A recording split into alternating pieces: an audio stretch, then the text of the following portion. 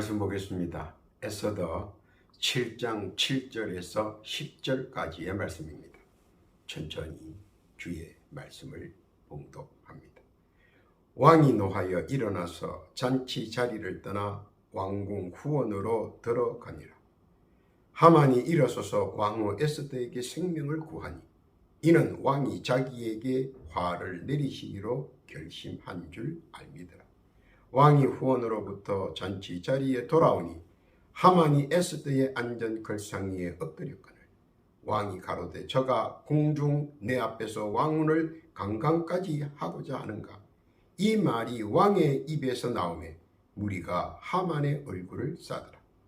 왕을 모신 내시 중에 하르보나가 왕에게 아뢰되 왕을 위하여 충성된 말로 고발한 모르드게를 달고자 하여 하만이 고가 50규빗 되는 나무를 준비하였는데 이제 그 나무가 하만의 집에 섰나이다. 왕이 가로되 하만을 그 나무에 달라 하매 모르드게를 달고자 한 나무에 하만을 다니 왕의 노가 그치니라. 아멘. 기도합니다. 하나님 아버지 감사합니다. 복되고 귀한 시간 허락하시고 이 시간 주의 말씀을 듣게 하시니 만만 감사를 드립니다. 말씀이 살아 역사하시는 실상이 되게 하시고 주의 은혜와 은총과 주의 자비가 풍성한 복된 장중 되게 하옵소서. 특히 못된 사탄마귀 귀신들의 모사가 일제 틈타지 않게 하시고 주의 뜻과 섭리와 영광과 사랑만이 나타나는 복의 장중 되게 하옵소서. 시종을 주 앞에 의탁하오며 우리 구주 예수님의 이름으로 기도하옵나이다. 아멘. 할렐루야. 지난 한 주간 주 안에서 평안하셨습니까? 오늘 한 주간도 주 안에서 평안하시고 강건하시며 만사형통 승승장구하시기를 우리 구주 예수님의 이름으로 축원합니다. 많은 사상가들은 사람들의 심성에 대해 성학설을 주장하는 사람도 있고 성선설을 주장하는 사람들도 있습니다. 그리고 그들의 주장과 논리도 일가견을 가지고 있다는 것입니다. 그래서 사람은 태어날 때 선한 것이냐 태어날 때 악한 것이냐 많은 논리의 격돌이 있기도 했습니다. 그러나 사람은 견물생심이라는 틀에서 벗어날 수가 없다는 것입니다. 눈앞에 놓여있는 현실성을 부정할 수 없기 때문입니다. 에베소서 4장 19절 이하에 보면 저희가 감각 없는 자 되어 자신을 방탕에 방임하여 모든 더러운 것을 욕심으로 행한다고 했습니다. 그만큼 견물생심은 마음을 어지럽히는 하나의 도구이기도 합니다. 사람의 욕심은 절제되지 않으면 한이 없기 때문입니다. 그래서 성경은 그 부분에 대해 언제나 직시하고 권면의 말씀과 경고의 말씀을 올리기도 합니다. 모든 문제의 근원은 따지고 보면 욕심에서부터 시작되기 때문입니다. 욕심이 한 걸음 도약하면 욕망이 되고 욕망이 전진하면 까딱 잘못하면 패망이 될 수 있기 때문입니다. 그리고 욕망의 범위는 무한정 상태가 되어 그 작동력이나 운동력이 점차 자기 자신도 제어할 수 없는 경지에까지 도달할 수 있다는 것입니다. 그래서 말씀은 언제나 마음의 평정을 되찾아 욕심을 정죄하라고 많은 경고와 권면의 말을 하고 또 하는 것입니다. 야고보서 1장 14절에 보면 오직 각 사람이 시험을 받는 것은 자기 욕심에 끌려 미혹됨이라고 말했습니다. 도가 지나치면 아니함만 못한다고 욕심의 결말은 패망의 패인의 지름길이며 그 결말은 비참함을 내포하고 있기 때문입니다. 삼손은 욕심으로 자기 자신을 패인으로 만들었습니다. 사울 왕은 욕망으로 자신의 나라를 패망시켜 버렸습니다. 온전한 정신 상태를 가진 사람이라면 누구라도 막론하고 자신의 비참한 최후를 생각하지 않습니다. 왜냐하면 그것은 자기 인생의 최악의 조건이고 생각하기도 싫은 것이기 때문입니다.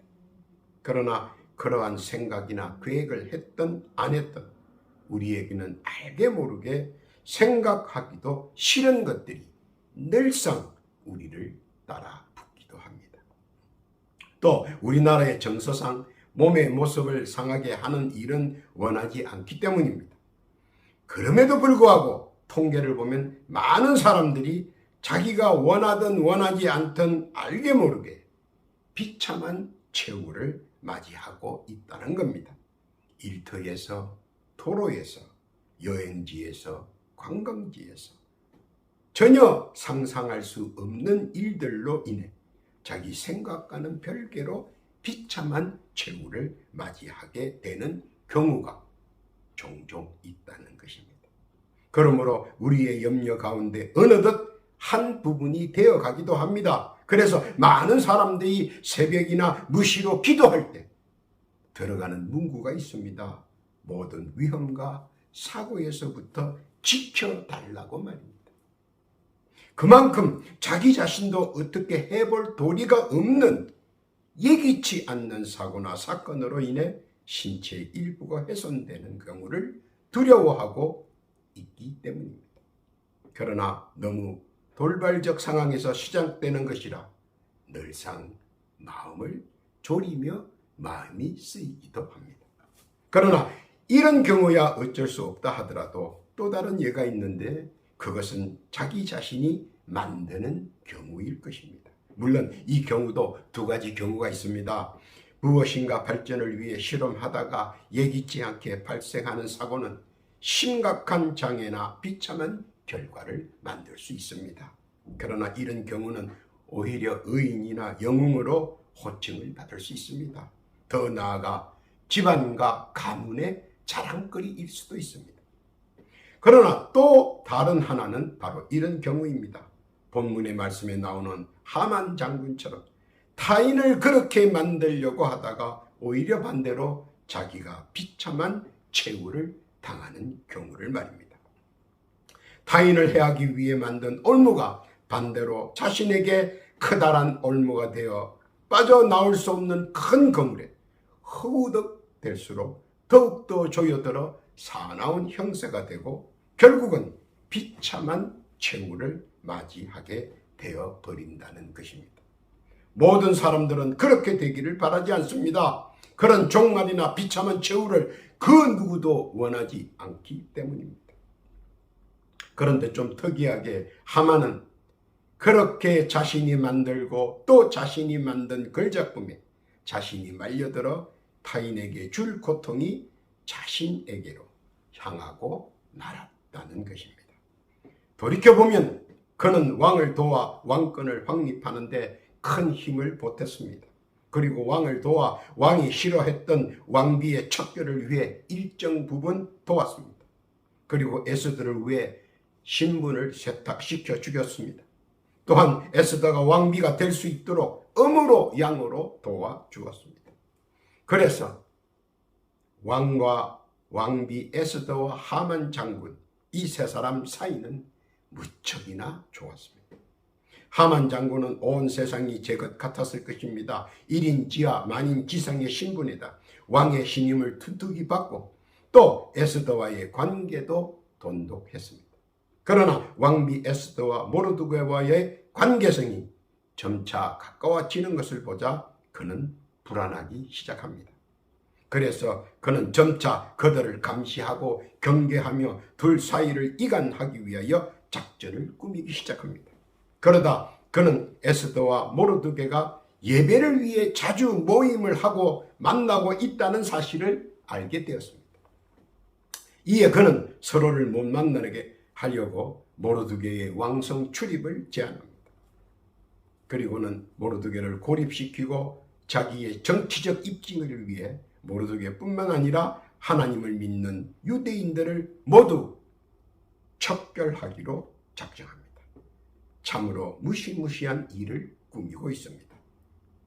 그러나 그 모든 일의 결말은 자기가 꾸민 계략에 자신이 당해버립니다. 왜 그렇게 되었을까? 왜 그렇게 되었는지 오늘 본문의 말씀을 살펴보면서 그 뜻 살펴보며 깨닫기를 바랍니다. 첫 번째는 왜 하만 장군은 비참한 최후를 맞이했는가 하는 겁니다. 그 첫 번째 이유는 악을 행하려 했기 때문입니다. 하나님은 우주 만물을 사랑하셔서 이 세상을 창조하셨습니다. 그리고 오손도손 서로 믿고 의지하고 사랑하고 그렇게 살아가기를 원하셨습니다. 생육하고 번성하여 행복에 충만하여 즐겁게 잘 살기를 원하셨습니다. 그래서 늘 자신이 창조하신 인간들이 협력하고 협동하며 서로 원만하게 잘 지내기를 원하셨다는 것입니다. 물론 사소한 다툼은 있고 사소한 분쟁도 있지만 결코 사람을 계획적으로 죽이려는 일들은 결코 묵인하시지 않았다는 것입니다. 그리고 그런 힘에 의한 현상 변화는 결코 하나님께서 좌시하지 않으신 것도 우리들은 항상 기억해야 한다는 것입니다. 그런데 자기의 시기와 질투 그리고 야욕에 의한 그 의해서 살해할 계획은 결코 수수방관하지 않으신다는 사실입니다. 그것은 하나님의 창조의 뜻과 정식으로 어긋나는 현상이자 결과이기 때문입니다. 생육하고 번성하고 충만하라는 하나님의 말씀의 경계선을 허물어뜨리는 결과이며 하나님의 말씀을 역행하는 악을 범하려는 무리들을 하나님께서는 결코 그냥 두고 보시지 않으시고 그들을 멸절을 당하게 역사하신다는 사실입니다. 노아 시대에도 그런 악한 자들은 그런 시도를 많이 했습니다. 그러나 하나님께서는 이를 그냥 좌시하지 않으시고 무거운 형벌을 내리셨습니다. 창세기 6장 5절 이하에 보면 여호와께서 사람의 죄악이 세상에 관영함과 그 마음의 생각의 모든 계획이 항상 악할 뿐임을 보시고 땅 위에 사람 지으셨음을 한탄하사 마음에 근심하시고 가라사대 나의 창조한 사람을 내가 지면에서 쓸어버리되 사람으로부터 육축과 기는 것과 공중의 새까지 그리하리니 이는 내가 그것을 지었음을 한탄함이니라 하십니다. 악이 만연하면 하나님의 창조의 뜻에 크게 위반하였으므로 하나님께서는 이를 절대로 좌시하지 않으시고 손을 들어 재앙으로 징벌을 내려 멸절시켜 버린다는 사실입니다. 즉 이중의 고난을 당한 후에 끝을 낸다는 것입니다. 하만도 바로 하나님의 뜻을 정면으로 위배하는 행위를 범함으로써 멸절의 재앙을 스스로 받을 수밖에 없었던 것입니다. 야고보서 1장 15절 이하에 보면 욕심이 잉태한 적 죄를 낳고 죄가 장성한 적 사망을 낳느니라. 욕심이 잉태하여 결국은 죽음에 이르게 되었다는 것입니다. 무슨 뜻인지 깨닫기를 바랍니다. 두 번째로 왜 하만 장군은 비참한 최후를 맞이했는가? 두 번째 이유는 예배를 폐하려 했기 때문이라는 겁니다. 그는 에스더와 모르드가의 만남이 매개체가 예배를 드리기 위해 모인 곳이라는 사실을 알게 되고 두 사람 사이를 떼어놓기 위하여 결국은 궁중 예배를 폐하여 모르드게가 궁 안에 들어오지 못하게 했을 뿐 아니라 에스더와 만나지 못하게 했습니다. 그런데 그렇게 해도 에스더가 계속해서 예배를 드리기 위해 궁밖 출입을 하면서 유대인과의 교류를 확대하자 이 사실에 격분한 하만은 한 발 더 나아가 유대인이 예배 드리는 것을 바사 127개성 전역에서 금지시키기로 하였습니다. 이는 하나님께 대한 도발이며 하나님의 말씀과 뜻을 심각하게 불순종하는 것입니다. 이는 당연히 자기 자신이 매를 버는 자성자박으로 자충수로 마무리를 짓게 되었습니다. 모세에게 화가 난 바로왕은 이스라엘 민족의 예배를 금했습니다. 그리고 이스라엘 민족에게 더 큰 강제 노역까지 강제로 시켰습니다. 이스라엘 민족이 너무 힘이 들어 거의 죽음 직전까지 몰고 갔습니다. 그러자 하나님께서 직접 응징해 나셨고 3대가 재앙과 징벌로 비참한 최후를 맞이하였습니다. 출애굽기 12장 12절 이하에 보면 내가 그 밤에 애굽 땅에 두루 다니며 사람과 짐승을 물어나고 애굽 나라 가운데 처음 난 것을 다 치고 애굽의 모든 신에게 벌을 내리리라. 나는 여호와. 조금만 지혜로웠다면 그렇게까지는 되지 않았을 텐데 말입니다. 예배의 본질은 하나님께는 영광이요 우리에게는 기쁨입니다. 언제나 나라를 위해, 민족을 위해, 백성을 위해 드리는 것이 예배인데 말입니다. 이 좋은 예배를 거부하고 패했으니 결론은 뻔하게 나타나는 것입니다. 자기 자신의 분을 이기지 못해 결국은 멸망의 나락으로 향하는 바로왕이나 하만은 결국은 비참한 최후를 보여주는 표징이 되었다는 것입니다. 함께한 자들의 피해도 그들로 인해서 엄청났습니다.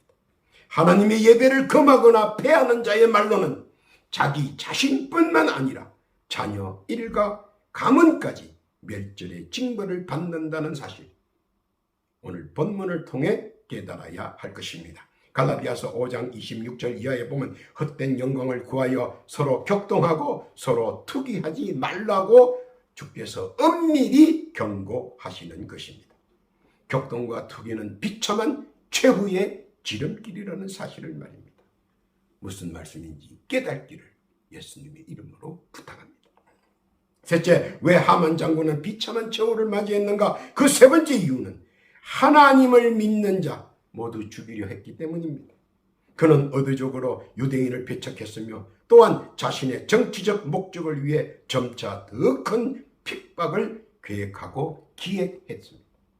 또한 그는 사악한 발상을 꼬리에 꼬리를 물고 계속적이요 반복적이요 추구적이었기에 결코 하나에서 멈출 자가 아님을 하나님께서는 아시고 계셨습니다. 또한 종래는 멸절의 재앙을 내리시기로 결정하셨다는 것입니다. 왜냐하면 하나를 보면 열을 알기 때문입니다. 이는 하나님 보시기에 대단한 징벌을 받아야 할 죄 가운데 최고의 죄였기 때문입니다.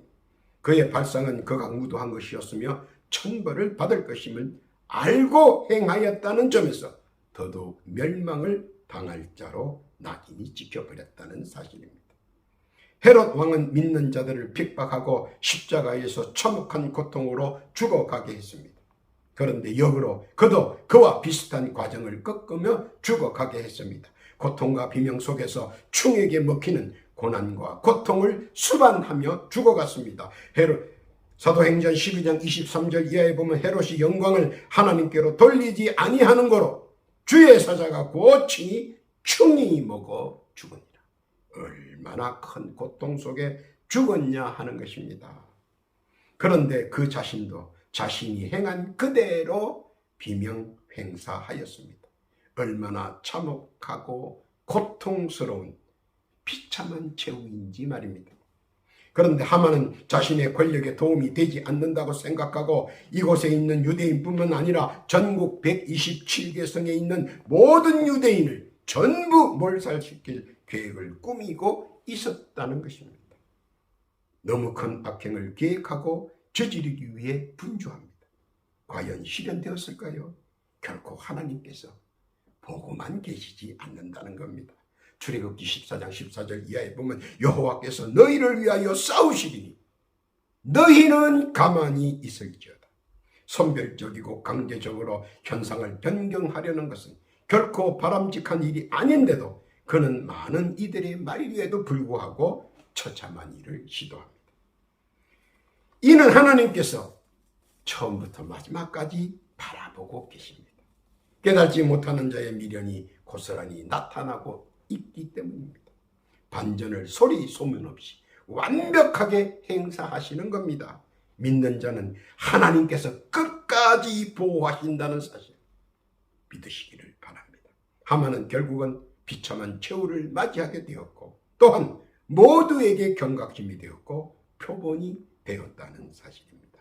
하나님께서는 처음부터 끝까지 보고 계시지만 반전을 통하여 그 모든 것을 꺾어버릴 뿐만 아니라 완벽하게 비참한 최후를 하나님께서는 주신다는 사실입니다. 깨닫고 믿으시기를 예수님의 이름으로 부탁합니다. 네 번째, 왜 하만 장군은 비참한 최후를 맞이했는가? 살아계신 하나님을 보여주시기 위함이었습니다. 예로부터 민심은 천심이라 했습니다. 이는 그의 행위가 하늘이 노할 지경까지 되었다는 겁니다. 아무도 원하지 않는 일인데 말입니다. 열왕기상 18장 1절 이하에 보면 엘리야 한 사람과 바알 선지자 450명 그리고 아세라 선지자 400명 즉 850대 1로 가멜산상에서 한판 붙게 됐습니다. 우리가 잘 아는 신은 누구 편인가 하는 신들의 전쟁입니다. 어마어마한 숫자와 싸우게 됩니다. 그들은 선지자는 850명입니다. 그리고 그를 돕고 후원하고 도우미까지 합하면 정말로 어마어마한 숫자입니다. 엘리야는 한 사람입니다. 그리고 제자 2사람이 따라붙습니다. 몇천 대 3입니다. 그들의 숫자에 눌리고 그들이 지르는 함성에 눌리고 그들의 조직적 움직임에 눌리고 그들의 화려한 의상에 눌리고 그들의 아름다운 모습에 눌립니다. 아무리 살펴봐도 이길 수 있는 것은 없습니다. 지푸라기라도 보여야 하는데 하나도 보이지 않는 외롭고 고독한 싸움을 합니다. 그런데 정말 외롭고 고독한 싸움입니까? 기가 질리고 새가 질리는 싸움입니까? 그러나 그 결말은 우리가 잘 알듯 여호와 하나님의 완성입니다. 엘리야의 완성입니다. 유일하신 하나님께서 역사하시는 한 그 누구도 이를 거역할 수는 없다는 것입니다. 살아계신 하나님께서 주시하시고 함께 하시고 인도하신다는 사실을 여실히 보여주는 대목입니다. 오늘 우리에게 말씀하시고자 하는 뜻은 하나님과 대적하는 자의 말로는 그 실상을 정확히 보여주시겠다는 것입니다. 어떻게 보여주셨습니까? 불로, 물로 보여주셨습니다. 지혜로운 깨달음이 있어야 합니다. 지혜로운 깨달음이 없는 하만은 비참한 최후를 당할 수밖에 없다는 사실입니다. 믿고 깨닫기를 바랍니다. 결론입니다. 스프링은 압박하는 힘이 강하면 강할수록 반동이 심합니다. 사람은 한번 자기 도취에 빠지면 말릴 수가 없습니다. 심각한 겁니다. 특히 고위직에 있는 사람이 그렇다면 더더욱 힘이 드는 법입니다. 무슨 말을 하든 듣지 않습니다. 어떻게 이해를 시키든 쉽게 바뀌지 않습니다. 알아듣기 쉽게 얘기해도 결국은 도로 그 자리입니다. 고집 중에 옹고집으로 자기 생각을 굳혀버리기 때문입니다. 그래서 어떤 사람이 말을 해도 귀에 들어오지 않습니다. 마가복음 4장 19절 이하에 보면 세상의 염려와 재리의 유혹과 기타 욕심이 들어와 말씀을 막아 결실치 못하게 되는 자라고 꾸짖습니다. 흔히들 하나의 표적의 목표를 정하면 정신 1도 하사불성이라 성취할 수 있다고 하지만 반대로 다른 것에 취약해 중도의 다른 것들에 의해 무너지는 수가 있는데 바로 그 부분에 해당되어 버립니다. 왜냐하면 하나님의 뜻과 전혀 길이 다르기 때문입니다. 하나님께서 이 세상을 사랑하신 것은 세상에 속한 모든 것들이 서로 간에 공유하고 협력하고 함께 누리라는 취지이지 그 이상은 아니기 때문입니다. 보편적 구원 속에 모두가 구원받을 수 있는 존재이기 때문입니다. 만인 구원 속에 모두가 다 포함되어 있기 때문입니다. 그래서 하나님의 뜻과 섭리와 말씀이 늘상 세상에 만연되기를 바라시는 것입니다. 사도행전 12장 24절 이하에 보면 하나님의 말씀은 흥왕하여 더하더라라고 말합니다. 자기의 유익을 위해 행사하는 악은 결코 이룰 수 없다는 사실을 본문을 통해 우리에게 경고하시고 권면하시는 것입니다. 하나님의 편재하심과 사랑하심을 깨닫기를 바라시는 겁니다. 그것이 오늘 하나님의 뜻이기도 합니다. 오늘도 주의 자비와 사랑을 느끼고 살아가는 귀한 주의 백성들, 예비하시고 보호하시는 크신 은혜와 은총 늘 느끼고 살아가는 귀한 주의 성도들, 오늘도 부어주시는 축복 누리고 누리는 복된 성도 다 되시기를 우리 구주 예수님의 이름으로 축원합니다. 기도합니다. 하나님 아버지 감사합니다. 하만을 통해 하나님의 뜻 깨닫게 해주심에 감사를 드립니다. 그 어떤 해악이나 공격으로부터 지켜주옵시고 늘 평안과 사랑으로 함께해 주심에 감사를 드립니다. 주께서 베풀어 주신 은혜와 은총 누리며 나아가는 복된 자 되게 하옵시고 늘 주님과 함께하는 자 되게 하옵소서. 더하여 기도하옵기는 육신의 질고와 병고로 아픔과 고통을 당하는 주의 백성들을 둘러보옵시고 합당한 은혜와 은총 허락하여 주옵소서. 주의 신유의 은사를 허락하시고 치료의 광준을 허락하사 완치되고 완쾌되는 주의 자비와 주의 사랑을 깨닫게 하여 주옵소서. 지금 예수의 이름으로 완치되는 은혜 허락하여 주옵소서. 한시가 급합니다. 이 고통의 자리에서 벗어나게 주여 은총을 허락하여 주옵소서. 또한 기도하옵기는 오늘도 각자 주께 올리는 간구와 도구의 기도가 있습니다. 주여 들어주옵시고 온전히 주께 상달되기를 원합니다. 작은 것 하나까지라도 헛되지 않고 온전히 응답받기를 원합니다. 주여 들어주옵소서. 초급하오니 응답하여 주옵소서. 감사와 찬송과 영광을 주께 올리오며 우리 구주 예수님의 이름으로 기도하옵나이다.